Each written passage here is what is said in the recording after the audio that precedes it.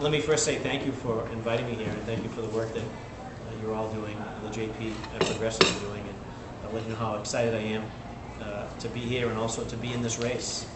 This is a race that our city has not seen in over 16 years, and that's a real race for Mayor of Boston, where there will be a free exchange of ideas as to how we can make our city better.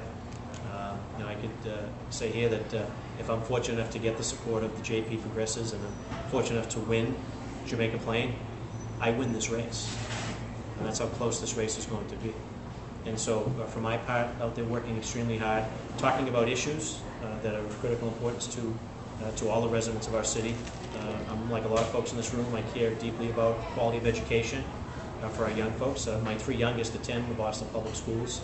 So I have a vested interest in how our schools are performing, and sadly, out of 144 schools, we have chronically underperforming schools. We have a lot of schools that are in that underperforming category, and so for our part, that's a huge disappointment. And we're going to need real, meaningful education reform. You saw my efforts in taking the lead and lifting the charter cap, recognizing the strength and the success of some of our charter schools as an example. And again, for me, it's less about whether it's private, parochial, or public and charter.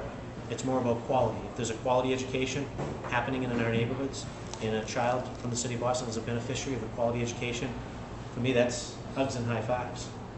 So my administration will be less about the politics of whether it's public or charter, and less about the finger pointing and the blame game. It's going to be about how do we improve the quality. And so for that, I want to make sure that with respect to my education plan, that our precious tax dollars that are spent on education actually make its way to the classroom for teaching and learning. We saw a state study recently where 51 cents of every dollar actually makes its way to the classroom. I'd suggest that that would be unacceptable with respect to our tax dollars. You're giving me the time signal? Yeah, 2-minute introduction. Geez, I didn't know I had a 2-minute introduction. So if I just may recap, we're facing probably one of the worst economic times since the Great Depression. We need new leadership to get our city back on track. Our mayor, with all due respect, has had 16 years to right the ship and to make improvements in our city in a number of different areas.